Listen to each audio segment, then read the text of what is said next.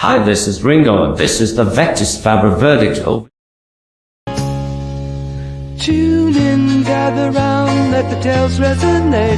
From the Isle of Wight, Traget to the Bering Straits, Neil Vectis is here with insights to share. Diving deep into topics, we'll go everywhere.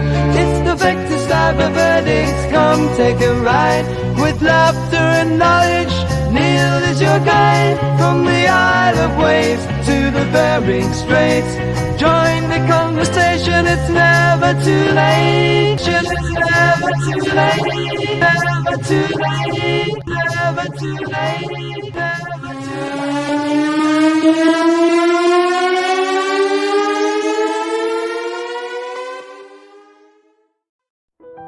Hello everyone once again.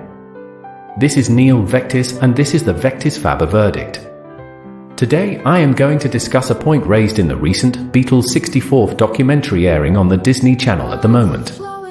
Specifically the assertion that the Beatles healed America after the tragic assassination of John F. Kennedy.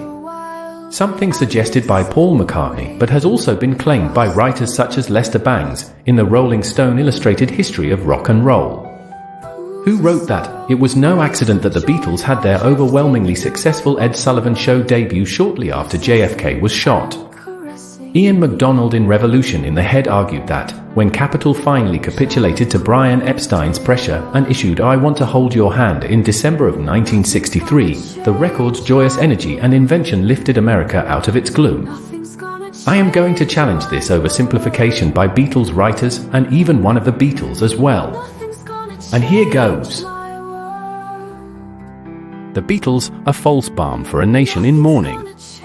In the wake of the tragic assassination of President John F. Kennedy, a chorus of voices emerged hailing the Beatles as a messianic force that brought solace and healing to a nation in despair.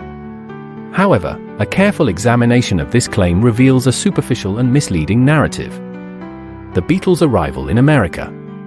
The Beatles arrived in the United States on February 7, 1964, just a few months after Kennedy's assassination. Their initial impact was undoubtedly seismic, captivating American youth with their infectious music and charismatic personalities. However, it is important to note that the Beatles were not immediately embraced by all segments of society. Many older Americans viewed their unconventional appearance and provocative lyrics with unease. A momentary distraction.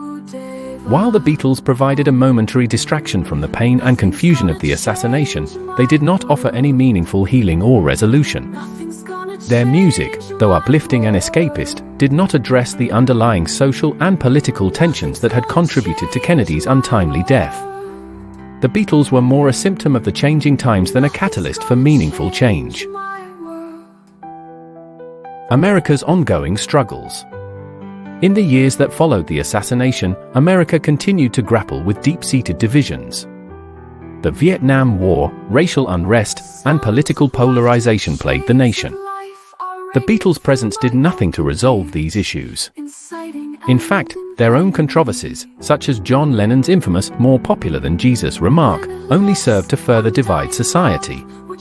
A cultural divide. The Beatles' popularity was largely confined to the younger generation.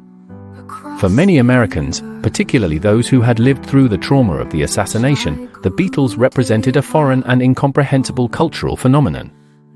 Their music and message did not resonate with the older generation, who continued to mourn Kennedy's loss and struggle to make sense of a rapidly changing world.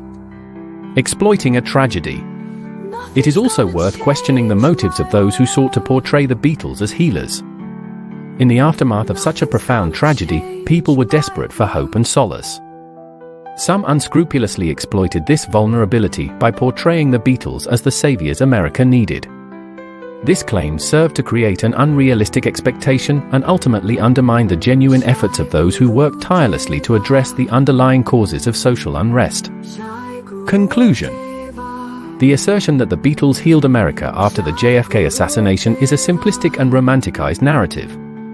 While their music brought temporary joy and distraction, it did not resolve the deep-seated problems that continued to plague the nation. The true healing process was a complex and multifaceted endeavor, in which the Beatles played a marginal role at best.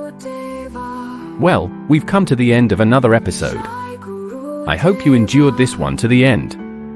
I like to challenge the popular wisdom about the Beatles while remaining their biggest fan.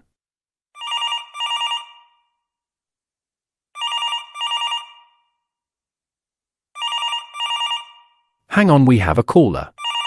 Which is a bit odd as I don't give out my phone number. Hello. Hello, Mr. Vectis. I am a keen listener of your podcast. I was a fan of the Beatles from the first day they arrived here. In fact, there is no bigger fan than me. And what is your favorite album? I'd have to say the best of the Beatles, better than anything that was the best because it was like me, the best.